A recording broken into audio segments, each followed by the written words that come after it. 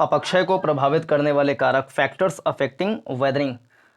अपक्षय मीन्स होता है चट्टानों के अपने स्थान पर भौतिक अथवा रासायनिक प्रक्रियाओं द्वारा टूटने फूटने की क्रिया को अपक्षय कहते हैं। चट्टानों के अपने स्थान पर भौतिक अथवा रासायनिक प्रक्रियाओं द्वारा टूटने फूटने की क्रिया को अपक्षय कहते हैं। अपक्षय एक स्थैतिक प्रक्रिया है क्योंकि इसमें चट्टानों के टूटे फूटे पदार्थों के परिवहन को सम्मिलित नहीं किया जाता है, अपरदन में परिवहन की क्रियाओं को सम्मिलित किया जाता है। इस प्रकार अपक्षय एक स्थैतिक क्रिया है जबकि अपरदन एक गत्यात्मक क्रिया है। अपक्षय तथा अपरदन का योग अनाच्छादन डेन्यूडेशन है जिसमें दोनों क्रियाओं स्थैतिक एवं गत्यात्मक को सम्मिलित किया जाता है। अपक्षय द्वारा चट्टानों का विघटन डिसइंटीग्रेशन तथा वियोजन डीकम्पोजिशन होता है। अपक्षय द्वारा चट्टानों का विघटन टूट फूट डिसइंटीग्रेशन तथा वियोजन डीकम्पोजिशन होता है। भौतिक क्रियाओं ताप, तुषारपात, जल आदि द्वारा चट्टानों के ढीले पड़ने को विघटन, जबकि रासायनिक कारकों ऑक्सीकरण, कार्बोनेशन, हाइड्रेशन द्वारा चट्टानों के ढीले पड़ने को वियोजन कहते हैं।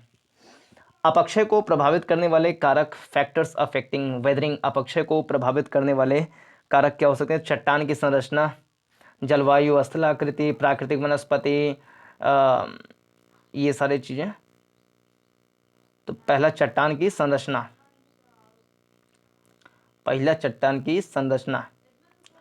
चट्टानों की सभी भौतिक एवं रासायनिक विशेषताएं संरचना के अंतर्गत सम्मिलित की जाती हैं।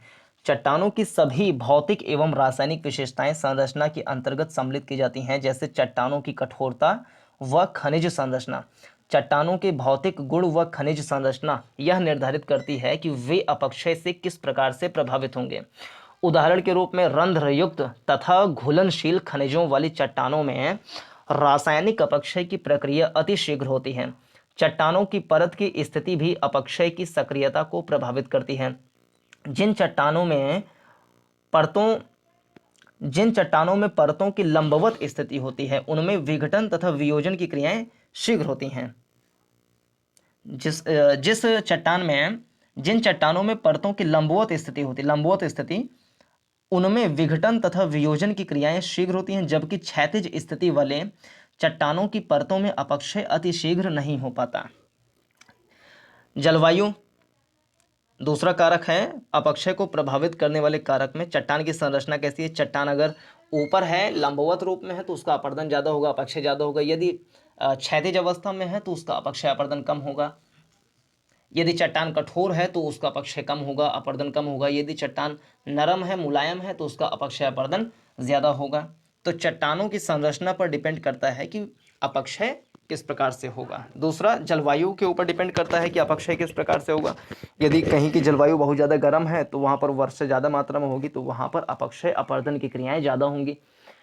यदि कहीं पर हिम आवरण ज़्यादा है, परमाफ्रॉस्ट या बर्फ़ के टुकड़े बड़े बड़े हैं, तो वहाँ पर अपक्षय अपरदन की क्रियाएँ भी ज़्यादा हो सकती हैं। यदि वहाँ पर बर्फ़ का पिघलने की मात्रा,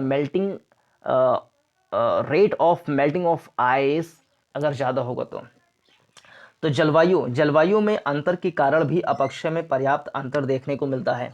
दूसरे शब्दों में अपक्षय की दर तथा प्रकार तापमान व आर्द्रता द्वारा नियंत्रित होती है। यांत्रिक या भौतिक अपक्षय ठंडी जलवायु एवं मरुभूमि प्रदेशों में अधिक होता है। यांत्रिक या भौतिक अपक्षय ठंडी जलवायु एवं मरुभूमि प्रदेशों में अधिक होता है, जबकि रासायनिक अपक्षय गर्म तथा आर्द्र जलवायु में अधिक प्रभावी है।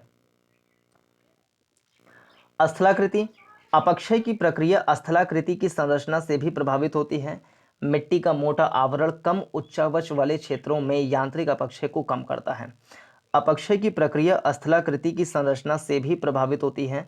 मिट्टी का मोटा आवरण कम उच्चावच वाले क्षेत्रों में यांत्रिक अपक्षय को कम करता है।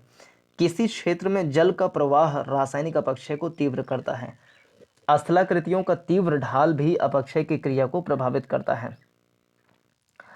फिर प्राकृतिक वनस्पति, नेचुरल वेजिटेशन।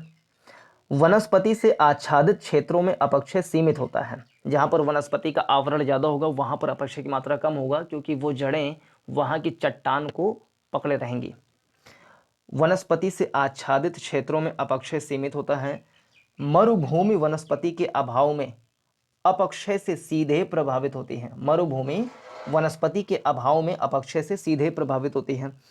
वनस्पति की जड़ें चट्टानों को संगठित रखती हैं, जिससे अपक्षय का प्रभाव न्यून होता है, किंतु ये जड़ें चट्टानों को विखंडित कर उसमें दरार भी उत्पन्न करती हैं, जिससे चट्टानों में विखंडन होता है।